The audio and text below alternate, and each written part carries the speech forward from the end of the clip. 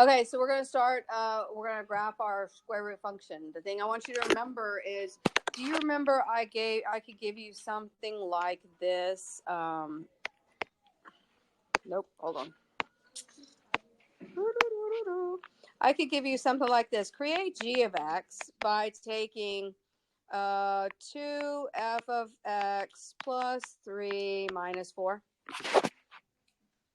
Do you know what type of graph f is? That's all you know. It's a function. It could be any type of function, but you have no idea.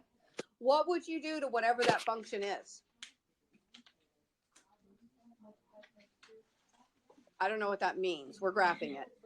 I'm giving you a graph. So you're going to do a vertical stretch by... Nah, that's last. So we're going to move it left 3, vertically stretch it by 2, and move it down 4. No matter what, down 4 has to be the last thing you tell me about. Okay? And it doesn't matter what it is. So all the graphs we do are going to be like that. So here we go. Let's start off with our square root function. What is the parent function of a square root? Square root? Yeah, totally. You could also write that x to the 1/2, couldn't you? So let's pick a table that makes sense. For example, does -4 make sense for this? No, we're not going to graph any imaginary numbers. So how about let's start with 0. And then 1. You want to tell me what square root of 1 is? What would be next? 2? What's the square root of 2? What's the square root of 2? Yuck, we don't want that. 3? Not good. 4. Oh, that's a good one. Let's do 4. 5? 6? 7? 8? So now you at least understand what numbers I want to pick. Square root of 9 is. And then what's next? Do you see how this table is actually swapped from our quadratic table?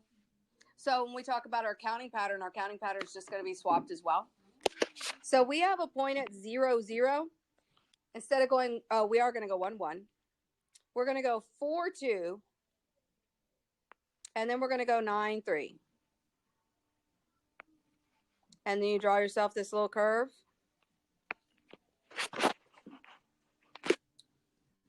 And then we're going to take this graph, we're going to move it left and right, up and down. We're going to vertically and horizontally stretch it and compress it. We're only going to do vertical stretch and compressions today. Tomorrow we're going to focus on horizontal ones because we haven't done those a lot. So let's get the domain for this one. Where's the furthest to the left this graph goes? And it's included. And then to the right? What about the range? How low does it go? And it goes up to, notice how those two are the same? Now, as we move them around, those very well could change. For example, let's take a look at this one right here. Can you tell me if you know what the new domain will be for that one? Just by looking at it? It's going to move left 3, right? So it's going to go, instead of 0, it's going to go from -3 to infinity. What about the range? That graph, the apparent graph is going to shift down 1, but then there's no reflection or anything like that. So instead of being from 0 up, it's going to be from -1 up. Okay, now we're going to graph it, and then we'll see if we did it right. Let's talk about our letters. What's the H? What does it do? What? How does it shift it?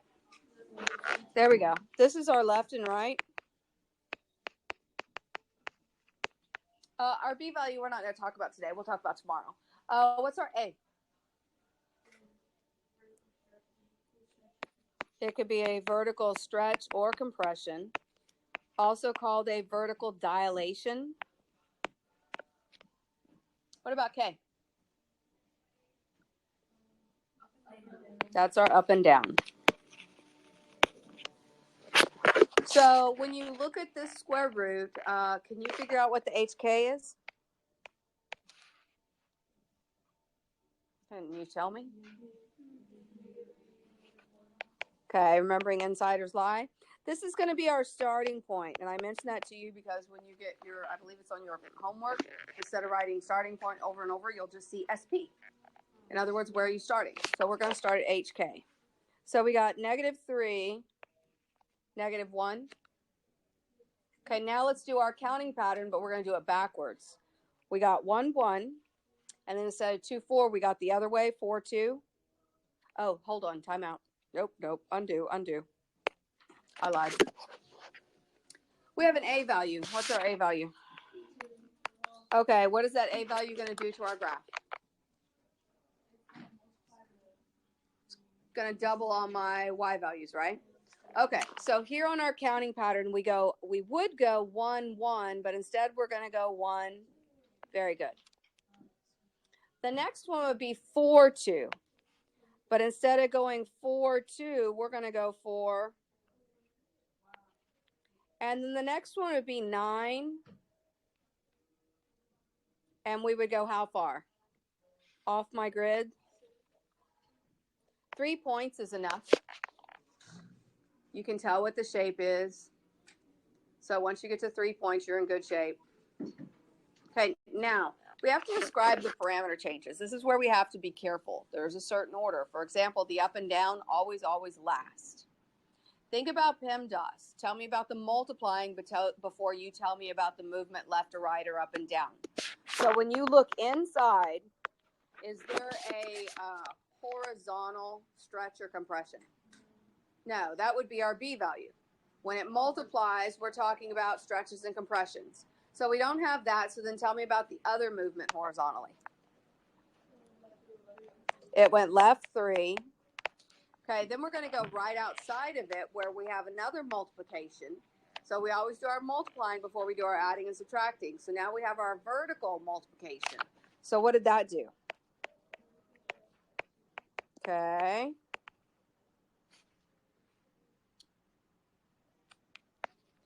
And then last, huh?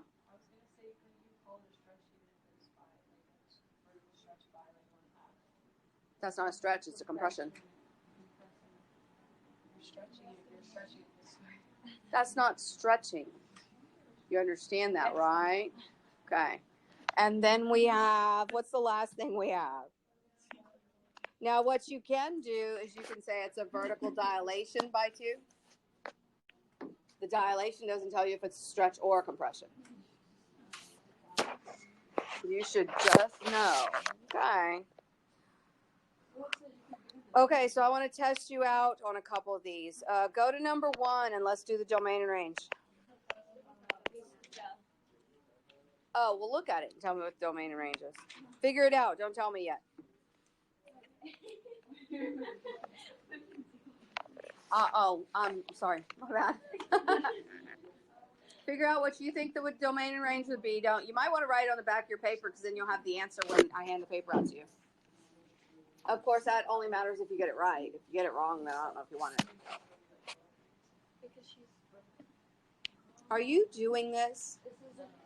Do it. I'm not going to give you your paper until you do it. I'm going to email your mother. I'm sure I can find it. I can IM her on Facebook. I'll send her a note on Facebook.